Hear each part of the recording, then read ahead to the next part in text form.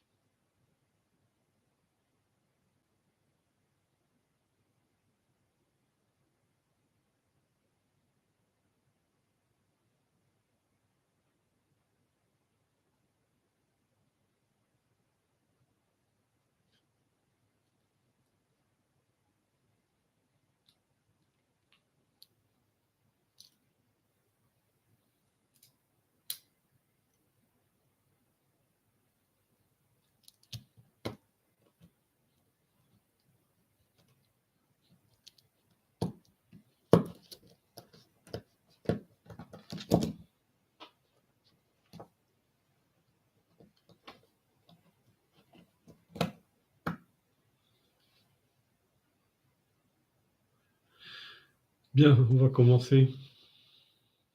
Bienvenue.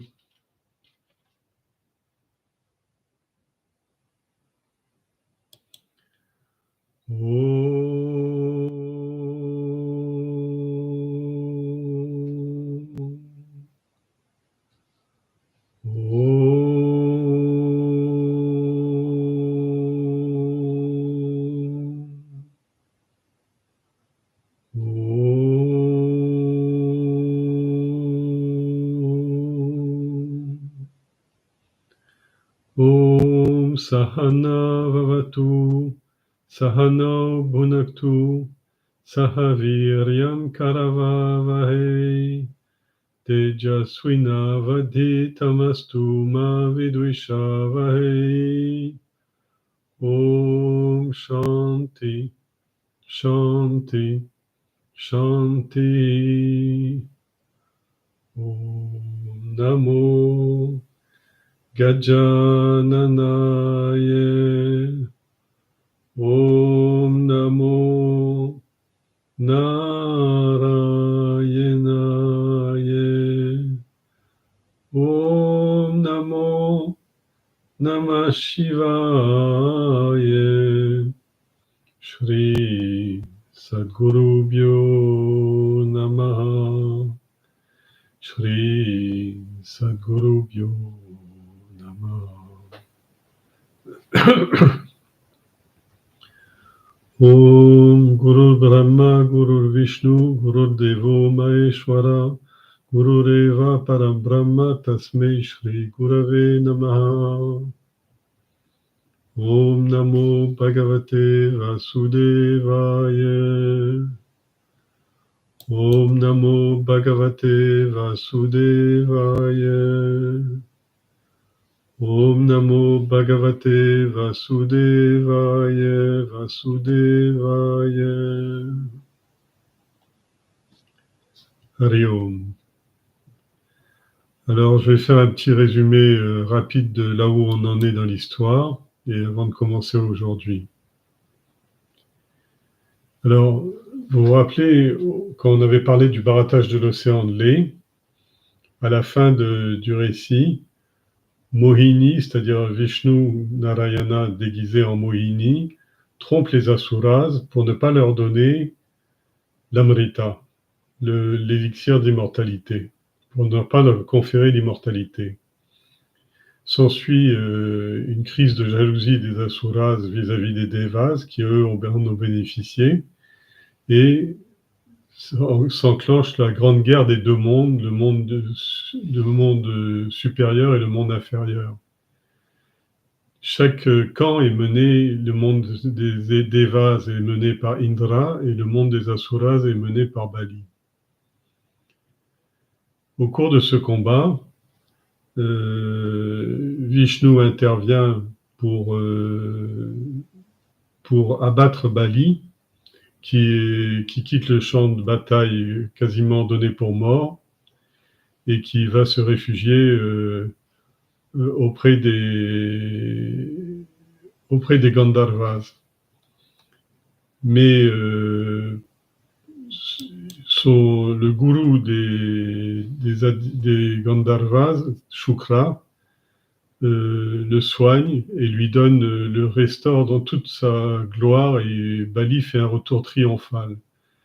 Tellement triomphal qu'il conquiert les trois mondes, et il prend même la ville d'Amaravati, la capitale du paradis, et en fait, sans même combattre, parce que les Devas voient bien qu'il est impossible à abattre. Donc les Devas s'enfuient un peu partout, mais c'était sans compter leur mère. Leur mère, Aditi, interpelle son époux, Kashyapa, pour restaurer la gloire passée de ses enfants et la reconquête de Amaravati. Kashyapa n'exauce pas son vœu, mais la renvoie sur Vishnu, qui lui avait dit qu'il prendrait la forme de son fils, qui serait un nain, et c'est l'origine du Vamana avatar. Vamana voulant dire le nain, Dieu, le Seigneur nain. Et on en était là la dernière fois quand il avait reçu tous les attributs de Narayana, c'est-à-dire le Kamandalu, le cordon sacré, le Danda, le Kopini, etc. Tous les attributs d'un renonçant. Et on en était resté là. Alors aujourd'hui, on continue cette histoire, mais en changeant de lieu. C'est-à-dire, on n'est plus chez les rishis avec Kashyapa et Aditi, mais on revient dans le monde non pas des Asuras, parce que en fait, Bali est un Amaravati et il domine les trois mondes.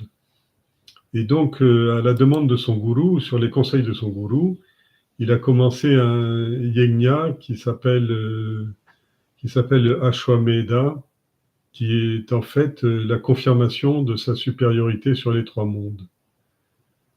Et voilà, le récit commence à cet endroit-là.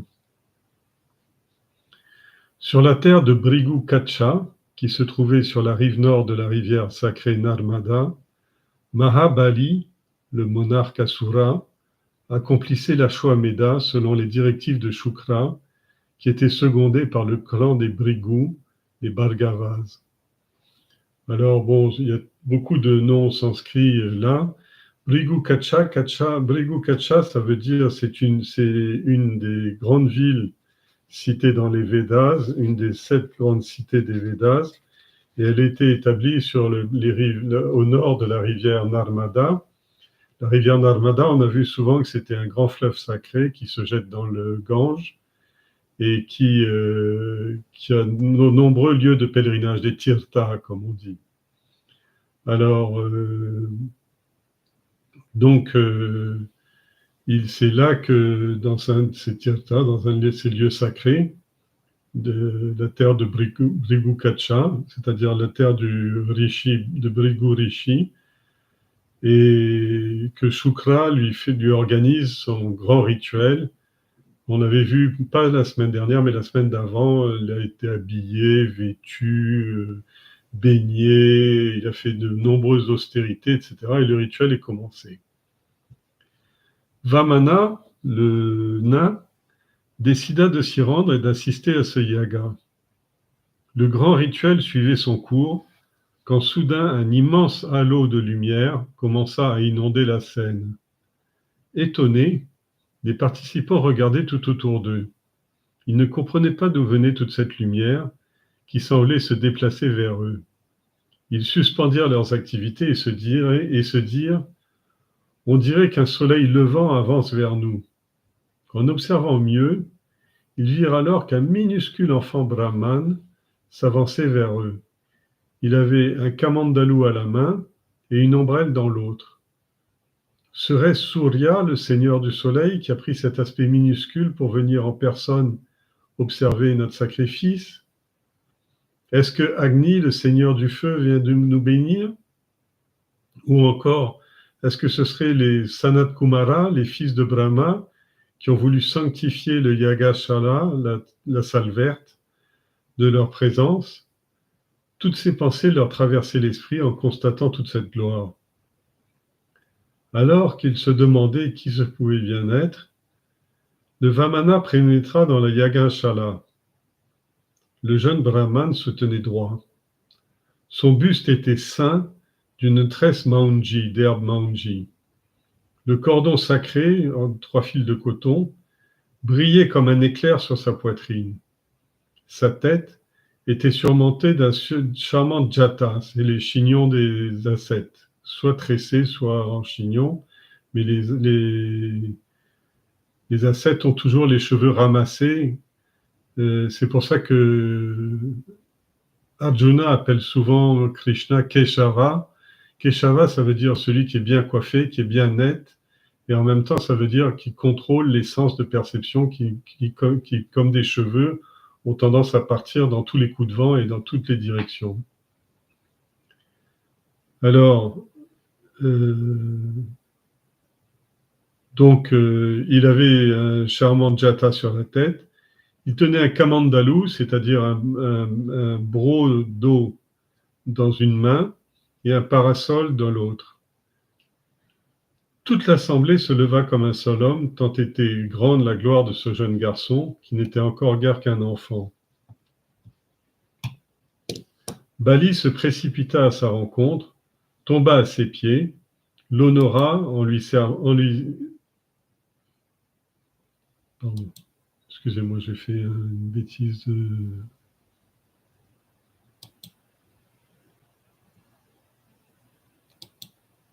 Oui, excusez-moi. Oui. Bali se précipita à la rencontre de l'enfant, tomba à ses pieds, l'honora et lui offrit un siège élevé. Il lava ensuite les petits pieds du jeune brahman et lui versa un peu d'eau sur la tête. Puis il dit, alors c'est la façon d'accueillir un swami ou un renonçant, un sadhu, ou tout homme extrêmement important, c'est-à-dire c'est d'abord de se lever dès que la personne arrive dans une pièce. Par exemple, quand un rituel est en cours et qu'un swami se présente, toute l'assistance doit se lever et ne s'asseoir qu'une fois qu'il s'est assis. Et donc, il s'est précipité pour lui offrir un siège plus élevé que les autres. Parce que la tradition, c'est quand un maître est reconnu, on s'assoit toujours plus bas que lui.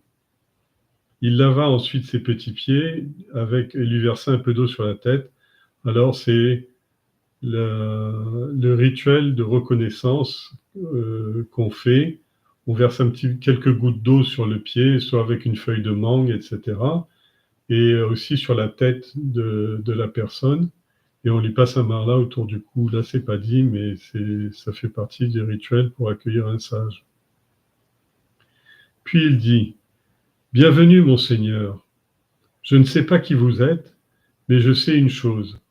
C'est que vous êtes venu ici pour me bénir et pour honorer ce sacrifice et cette salle de yajna. Vous me semblez être la somme de toutes les austérités de tous les Brahma Rishis dotés d'un corps.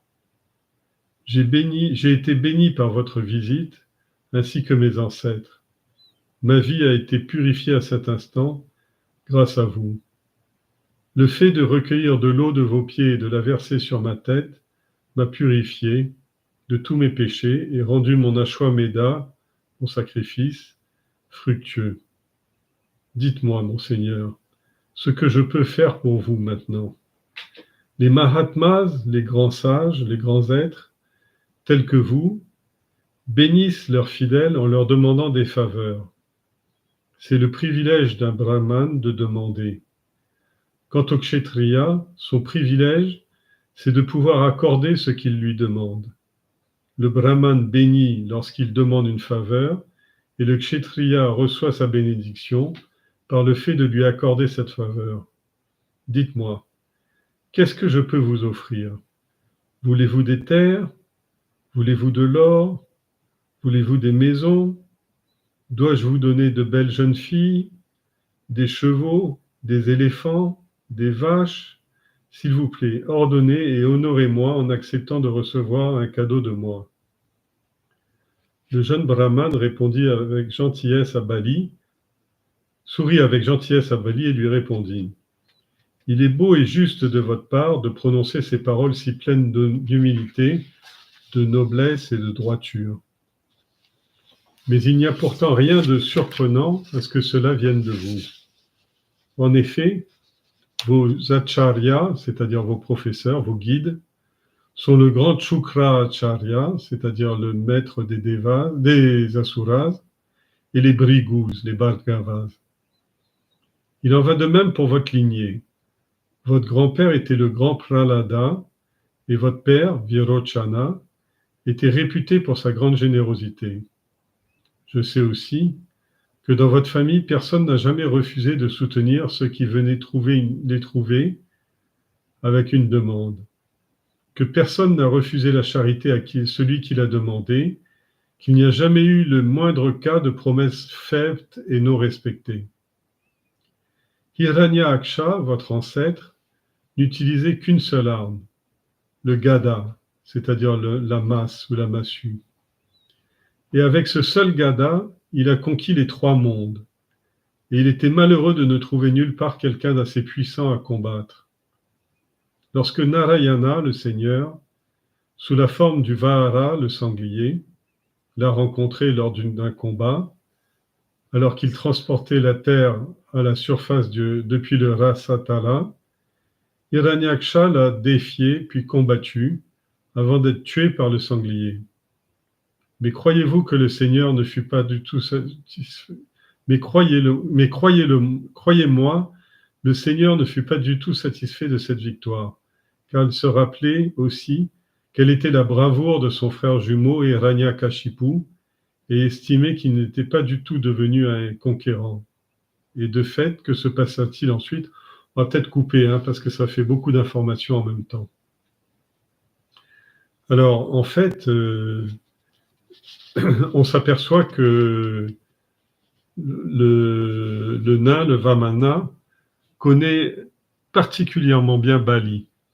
Et non seulement Bali, mais toute la lignée. Et il lui rappelle sa lignée. Cette lignée-là, c'est la lignée des démons, la lignée des Asuras, le clan des Asuras.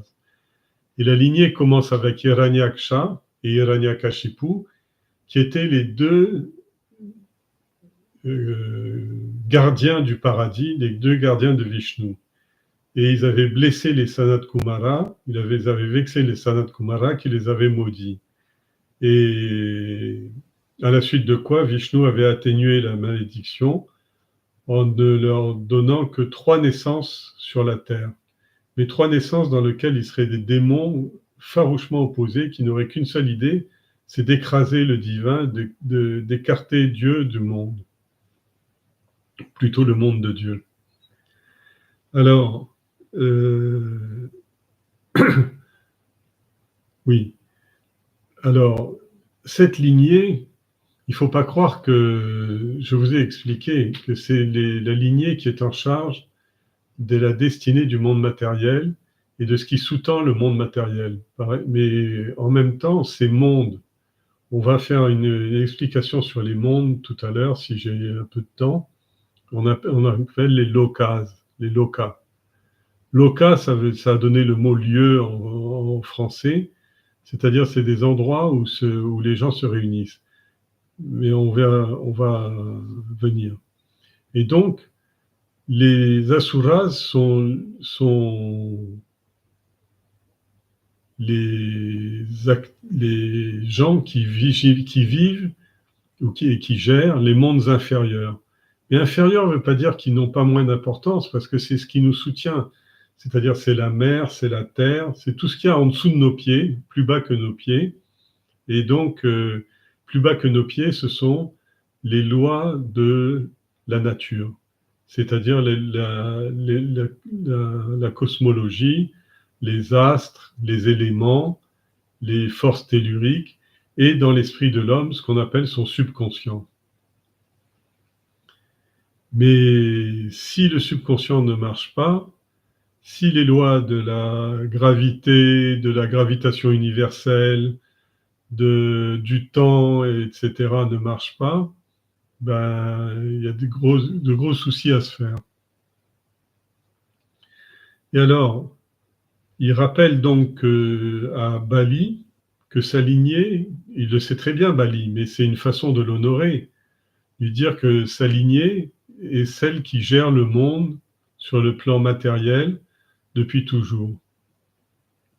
Et dedans, cette lignée, sa famille plus particulièrement, était vraiment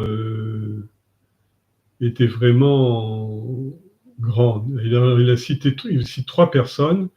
Il a cité Hiranyaksha, l'aïeul, qui était mort en voulant défier Vishnu sous sa forme de sanglier, au moment où Vishnu était en train de sortir le monde du patala, du rasatala, c'est-à-dire de sortir le monde de la confusion et de la haine. Et ensuite, longtemps après, son grand-père, c'était Prahlada, le disciple favori de Vishnu, qui a provoqué l'arrivée de Narasimha, le dieu lion, qui a déchiré Hiranyakashipu, son grand-père donc, et mis Prahlada sur le trône, le petit-fils sur le trône à la place de son père. Alors, et le troisième dont il parle, c'est Virochana. Virochana était vraiment quelqu'un de grand, on va en parler un peu plus en détail.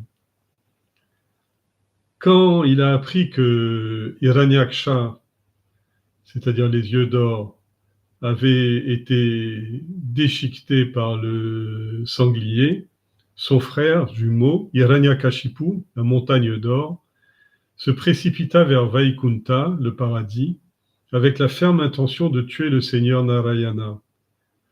En le voyant foncer sur lui, le trident brandi, Narayana pensa « Où que j'aille m'établir, Hiranyakashipu va vouloir me poursuivre et accessoirement, il risque de détruire tous les lieux où je vais résider. En revanche, son regard, son esprit, toutes ses pensées sont sans cesse tournées vers le monde, attirées par le monde et extroverties. Donc, le plus sûr des refuges pour moi, c'est de pénétrer à l'intérieur de son propre esprit. Là-dessus, le Seigneur prit rapidement la forme de la plus infime des particules, et dès qu'Hiranyakashipu a eu besoin de reprendre une inspiration, il en profita pour pénétrer en lui. Dans l'esprit de l'Asura, la haine du Seigneur était toutefois la plus intense, et elle l'emportait toujours sur l'amour qu'il ressentait pour ce même Seigneur. Aussi, à cause de cette haine, et aussi du fait que ses pensées s'appuyaient sur lui jour et nuit, Hiranyakashipu a fini par mourir tué des propres mains du Seigneur Vishnu. Alors il rappelle à son rejeton cet état des choses, et dedans, ce n'était pas véritablement le cas de Bali, parce que Bali, lui, il n'était pas vraiment extroverti. C'est-à-dire, il était extroverti d'une certaine façon, mais il n'avait pas de haine pour le Seigneur. Tandis que Hiranyakashipu ressentait de la haine pour le Seigneur. Alors donc, il a parlé de son grand-père, il a parlé de son grand-oncle, du Mahapita, de son grand-oncle, ensuite de son grand-père. Maintenant, il va parler de son père. Quant à Virochana, votre père, on peut se demander s'il n'a jamais existé de donateur aussi généreux que lui. On sait qu'un jour les Devas, les dieux, sont venus le trouver déguisé en Brahman et lui ont demandé de leur accorder un don. Pourquoi déguisé en Brahman? Parce qu'un roi ne doit jamais refuser, sous peine de conséquences terribles, ne doit jamais refuser la charité à une personne qui arrive vêtue d'une robe de prêtre ou de moine ou de renonçant de sannyasine. Parce que les sannyasines dépendent de la société pour vivre et que le roi, étant le représentant de la société, il doit donner l'exemple par sa générosité. Alors Virochana, Virochana savait très bien qu'il s'agissait des Devas, mais il leur donna quand même sa vie parce que quand il a demandé qu'est-ce que vous voulez, ils ont répondu on veut votre vie. Et seulement parce qu'il lui demandait ça, il a donné sa vie. Et parce qu'il s'était donné pour règle de conduite, pour vrata, on a vu ce que c'était un vrata, un vœu la semaine dernière, de ne jamais refuser l'aumône à qui que ce soit. Issu comme vous l'êtes d'une famille aussi illustre, il n'est pas étonnant que vous soyez si vertueux. Et bien sûr que je vais vous demander une faveur, et je sais que vous allez me l'accorder. Ce que j'attends de vous est que vous me fassiez don de 3 pieds de terrain que j'aurai mesuré moi-même selon mon enjambée. Bali était tellement stupéfait de cette demande qu'il en resta un moment sans voix. Puis, un sourire de tendresse illumina son visage, et il dit « En fait, vous êtes encore un enfant. Votre discours est plein de sagesse et plaisant à entendre pour les sages, mais je crains qu'en matière de réalisme, vous soyez encore un innocent. Votre demande est bien puérile, parce que vous ne savez pas encore ce qui est bon pour vous. Vous semblez ignorer ce qu'il vous faut, ce qui est avantageux pour vous. Regardez-moi bien. Je suis le maître du monde entier. Vous m'avez comblé de joie avec vos paroles charmantes, mais à la fin, vous me demandez, au lieu de me demander des îles entières, île ici veut dire des continents, hein, au lieu de me demander des îles entières ou des tas d'or, vous me demandez un terrain de 3 pas mesuré avec ses jambes minuscules. Quand je vous l'aurai donné, ce terrain, vous pensez que vous n'aurez plus aucun désir pour quoi que ce soit? S'il vous plaît, révisez votre vœu et prenez-moi une vaste terre, susceptible de vous procurer un confort pour toute votre vie. Allez, demandez-moi. Vamana répondit. Alors, oui, donc les îles ici, Dwipa en sanskrit, on va en parler tout à l'heure parce que je vais faire une petite explication sur ce qu'est le monde, les lokas, les mondes. Mais Bali est propriétaire du ciel, de la terre et des enfers. Il mène le monde depuis le ciel. Et sur la terre, il sait que l'enfant, il pense que l'enfant vient de la terre, puisque s'il a un corps d'homme, de nain, etc.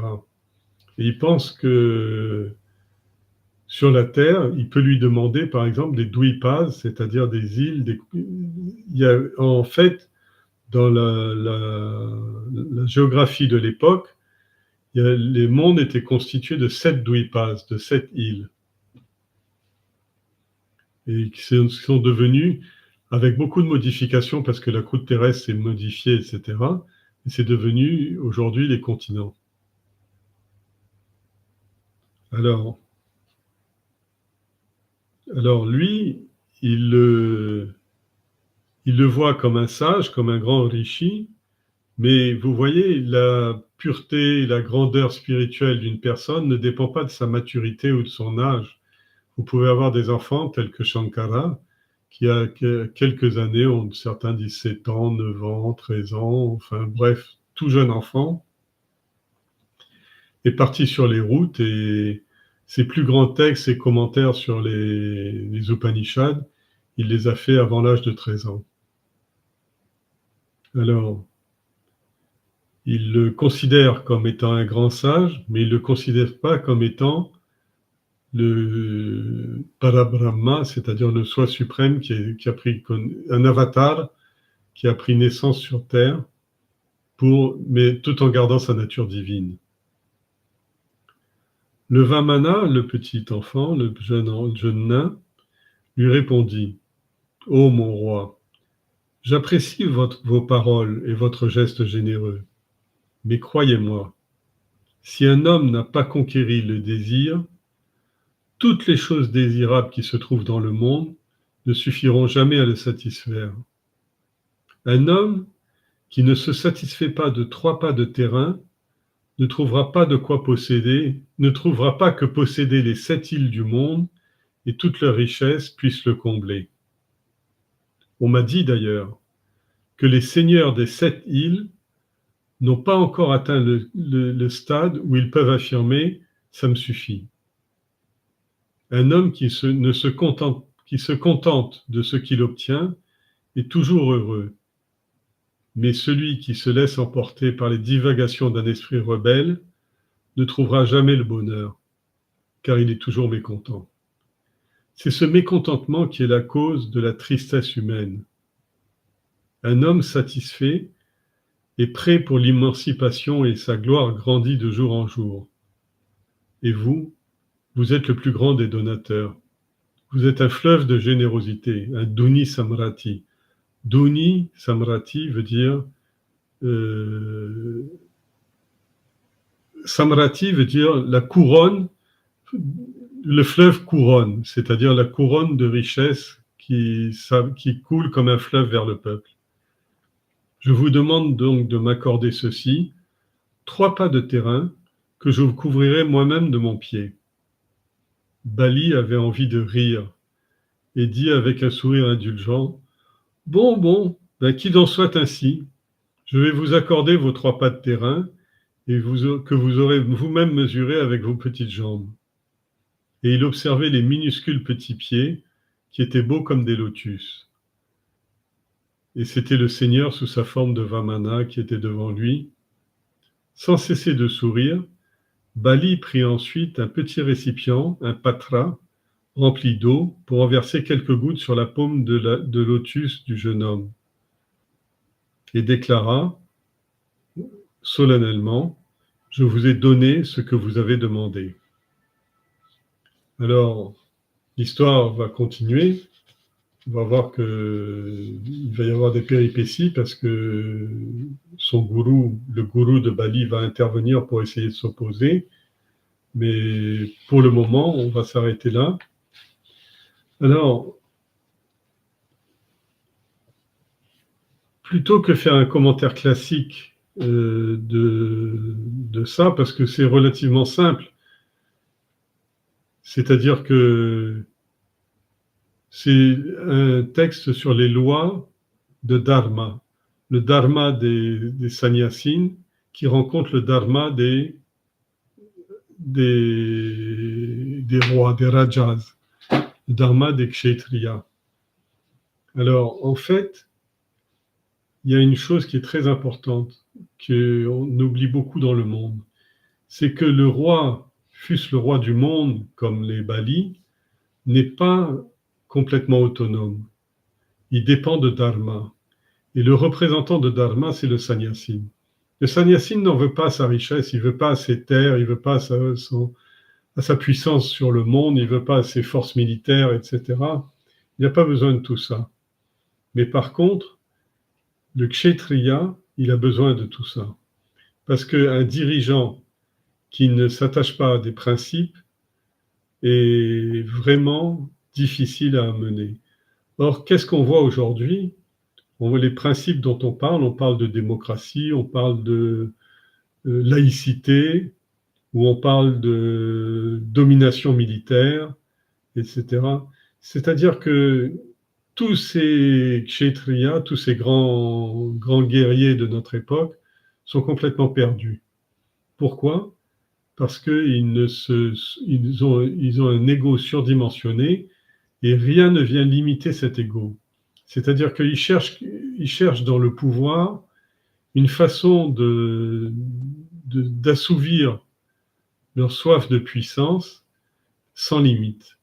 C'est-à-dire qu'au bout d'un moment, soit ils sont renversés et ils ont tout perdu, soit ils conservent tout et ils deviennent des dictateurs. Mais la vraie noblesse humaine, c'est une fois qu'on a eu quelque chose, de la mettre au service de quelque chose de plus grand. C'est-à-dire une fois qu'on a eu la richesse, la mettre au service de la société. Une fois qu'on a eu le pouvoir, mettre ce pouvoir au service du peuple. Une fois qu'on a eu la richesse, le pouvoir, qu'on les a mis au service de la société et du peuple, qu'est-ce qu'on fait de son action? On la met au service de Dieu ou de Dieu, pas forcément le Dieu, quel que soit ce Dieu, mais on la met au service du divin, on va dire, et de la loi cosmique. Et donc, et les sannyasines, eux, ils n'ont besoin de rien et ils sont à la remorque de la société, notamment des kshétriyas. Et en fait, ils vivent de mendicité. C'est pour ça que quand le Vamana, l'avatar arrive devant Bali, devant le roi, il a juste un linge, un cordon et une ombrelle, etc. C'est-à-dire des objets symboliques, mais qui sont des objets uniquement qui rattachent le corps au cosmos, symboliquement, mais qui ne sont pas du tout des possessions et qui peuvent être, qui sont des choses que tout le monde a, des choses très très ordinaires que tout le monde a. Alors, vous avez vu que dedans, il parlait de Rasatala, en disant à un moment que le Seigneur, sous la forme du sanglier, était venu sauver le monde du Rasatala. Rasatala, c'est le 6e des lokas inférieurs sur 7, c'est-à-dire un monde très inférieur, c'est-à-dire le monde de la violence et des actions malveillantes, de la grande criminalité.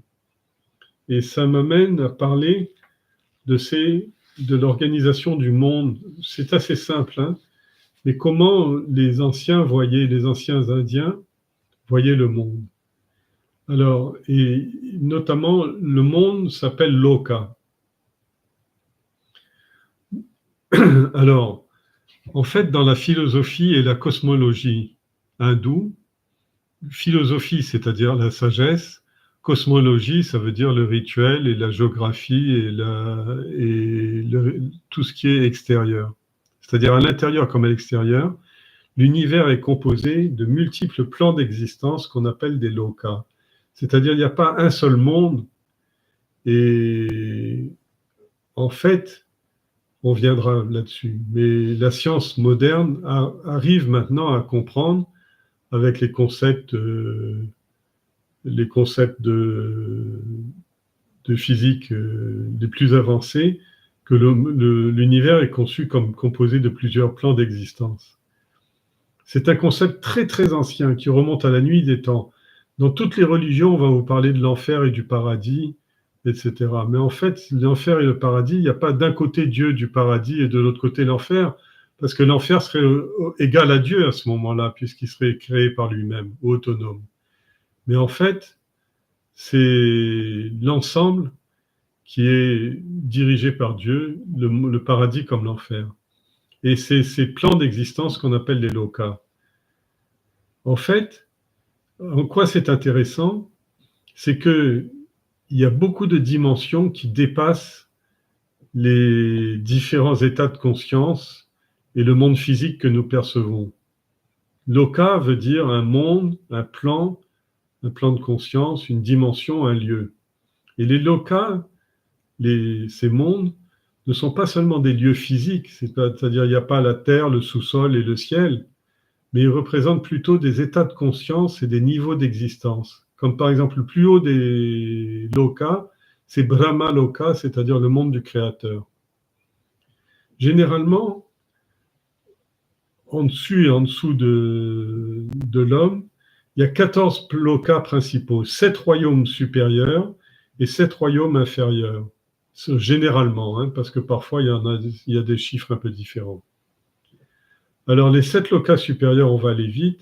Satya Loka, le lieu de la vérité, qu'on appelle Brahma Loka, c'est le royaume le plus élevé qui est considéré comme la demeure du Créateur et le siège de la vérité ultime. Il représente un état de conscience absolu qu'on appelle le samadhi chez l'homme. Le Tapa Loka, l'austérité, c'est un monde d'une grande pureté. Il est habité par des êtres d'une immense connaissance spirituelle, c'est-à-dire qui ont fait des efforts incommensurables pour arriver à ce niveau de conscience à travers le tapas, c'est-à-dire l'austérité. Dhyana Loka, c'est le monde de la connaissance et des êtres éclairés ou mystiques qui ont atteint un état de conscience divine, c'est-à-dire que eux, ils arrivent à décoder tout ce qui se passe dans le plan divin, dans le dharma, ou plutôt dans le rita, puisqu'on en a parlé la dernière fois. Le Mahaloka, ou Maharloka, c'est le royaume des rishis, des sages, des grands sages, qui sont dotés d'une profonde compréhension spirituelle des événements du monde. Le Swaloka, qui est souvent confondu avec le paradis dans les religions, c'est la demeure des devas et des dieux comme Indra.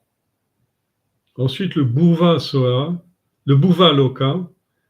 je dis Swara parce que c'est le Gayatri qui cite ça. Le Bhuvaloka, c'est le monde du soleil, le royaume des soleils, des planètes et surtout de l'atmosphère. Et il est habité par des êtres divins,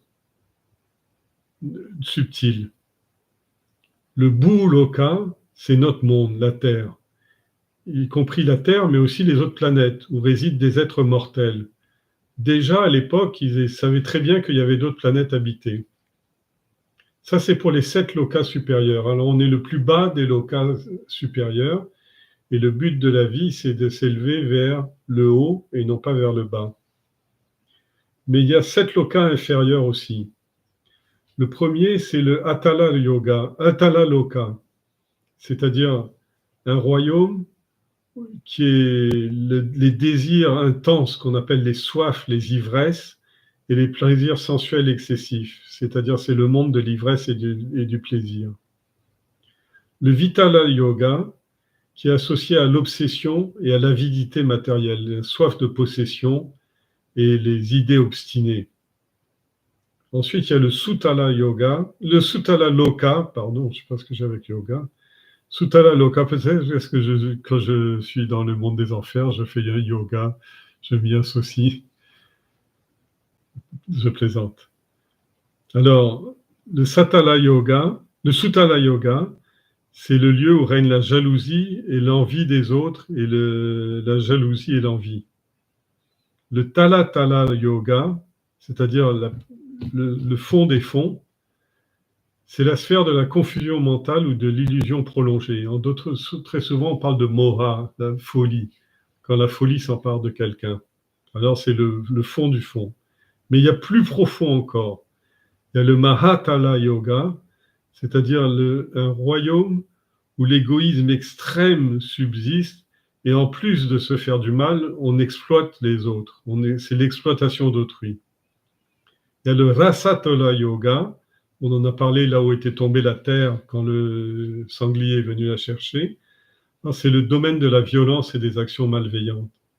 Et enfin, le Patala, le plus bas des lokas, c'est un royaume de haine, de cruauté et surtout d'ignorance profonde, c'est-à-dire avidya étant le sommet de tout, c'est-à-dire l'état d'ignorance profonde, l'état, comment on appelle ça, quand c'est ni végétal, l'état minéral, si vous voulez, de la conscience. Alors à quoi ça sert de faire ces classifications et toutes ces distinctions? C'est-à-dire le concept des 14 mondes donne un cadre pour comprendre l'univers au-delà du monde visible. C'est-à-dire le monde visible, c'est le Bhuloka, l'homme de Burloka ou Bhuloka, c'est le monde des hommes, la terre, les planètes, etc.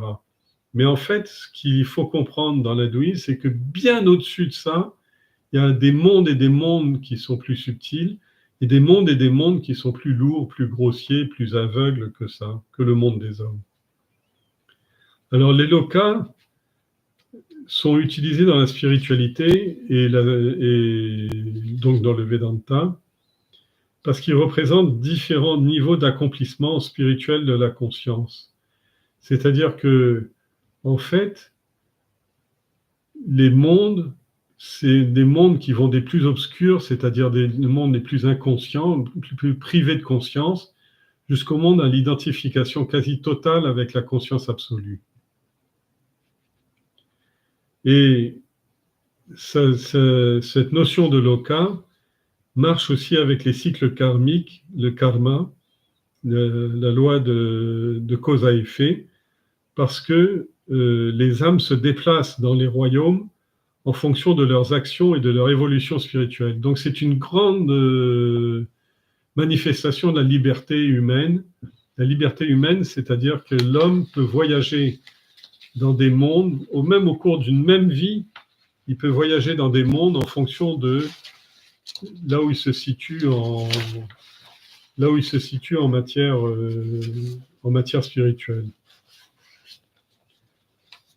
Alors, c'est pour ça que certains interprètent les lokas comme des royaumes physiques, les gens les moins évolués, mais les gens les plus évolués pensent que les lokas sont des représentations d'états de conscience. Alors, les scientifiques modernes, chez certains chercheurs, ils ont établi des parallèles entre cette cosmologie et les idées de physique. Par exemple, on parle aujourd'hui de dimensions multiples, un univers multidimensionnel ou des univers parallèles.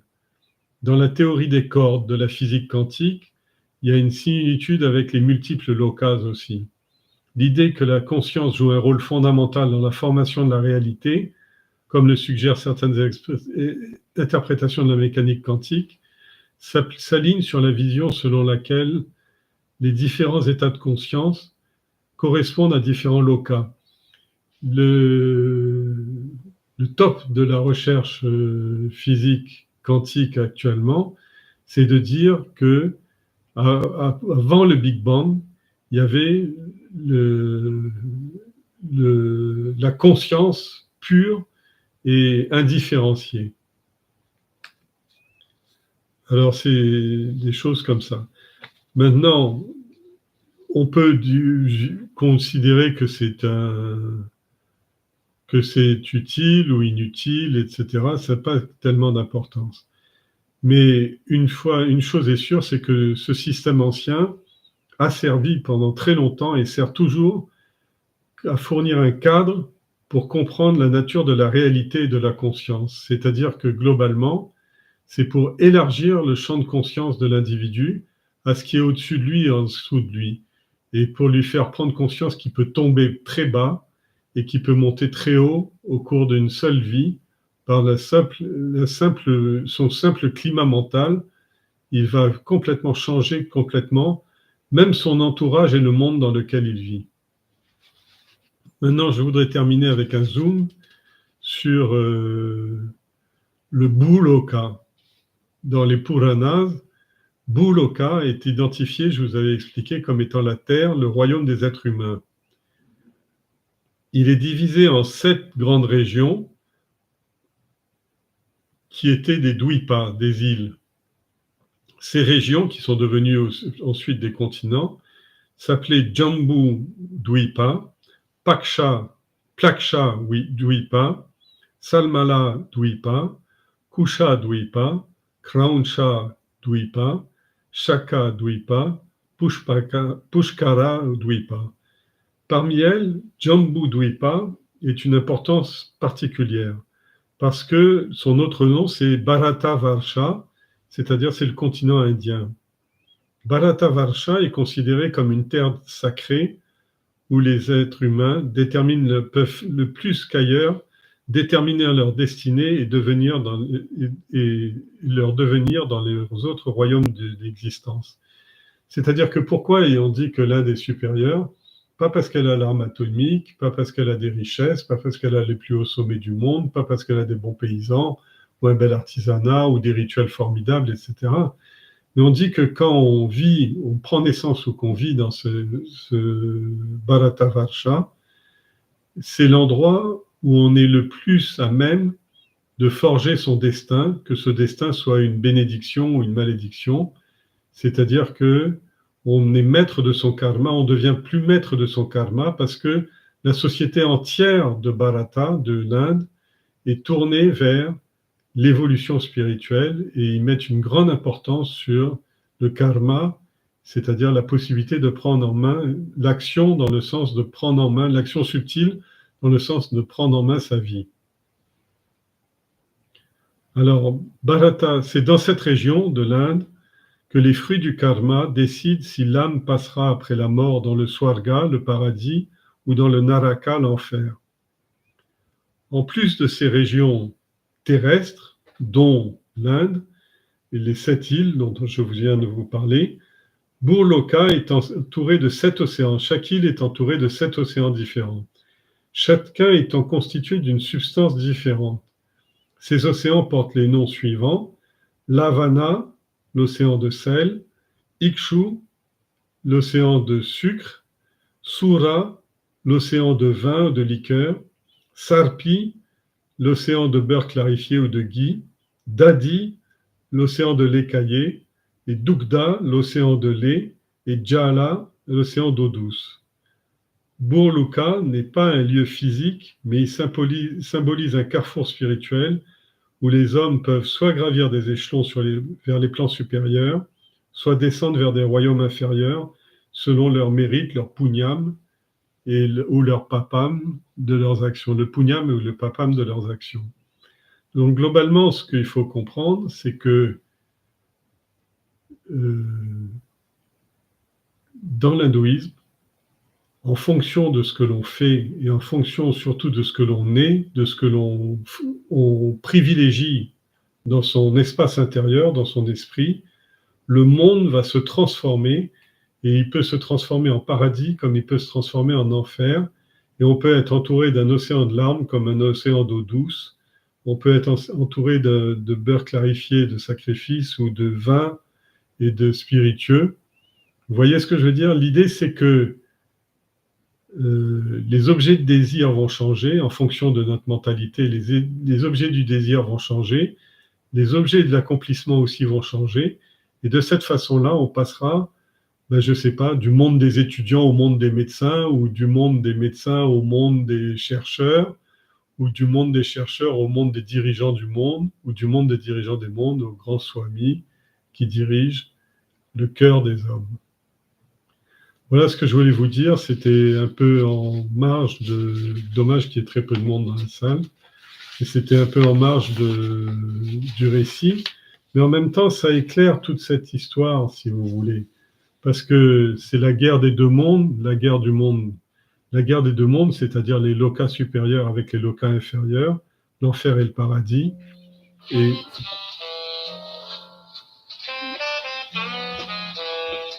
Pardon.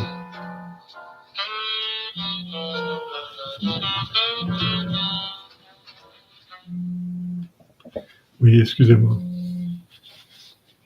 Oui, l'enfer et le paradis, les deux mondes sont à portée d'individus, et tout ça donne un sens éminemment pratique à la religion, c'est-à-dire qu'est-ce qu'on fait de notre foi, comme le dit le dicton, telle est la foi d'un homme et tel sera cet homme. Et donc, voilà ce que je voulais vous dire aujourd'hui. Ça éclaire beaucoup de choses des Puranas, mais en même temps, il ne faut pas le prendre comme étant une cosmologie physique, une géographie physique. Il faut le comprendre comme étant une capacité d'exercice spirituel de sa liberté et de son autonomie. Ça va? S'il n'y a pas de questions, on va arrêter là. Et s'il y a des questions, vous me les mettez sur le mail, ou alors vous m'envoyez un Gmail par la suite, ou vous me mettez sur le chat box. J'espère que je n'ai pas été trop confus et que cette histoire vous intéresse, ainsi que les rajouts que j'ai faits dessus. On va faire les prières de fin, les invocations de fin plutôt.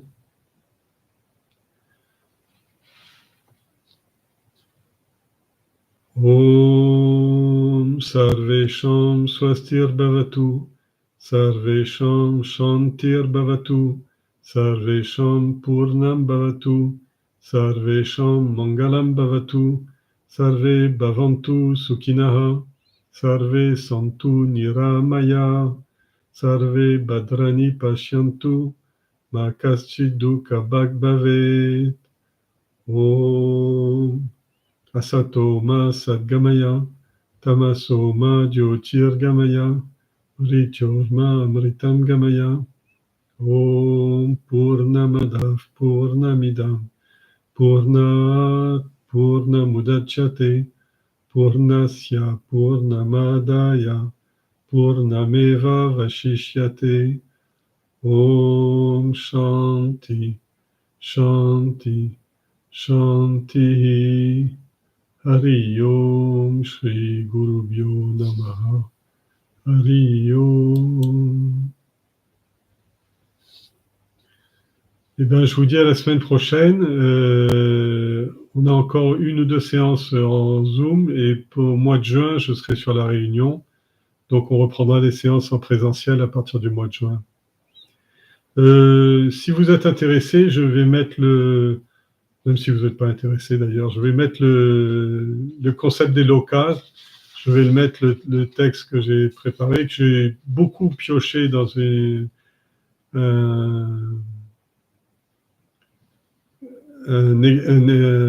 article de yoga, mais en même temps, je lui ai remis une signification un peu plus védantique. Je vous le mets sur le site, sur les textes supports. Hari Om, bonne semaine.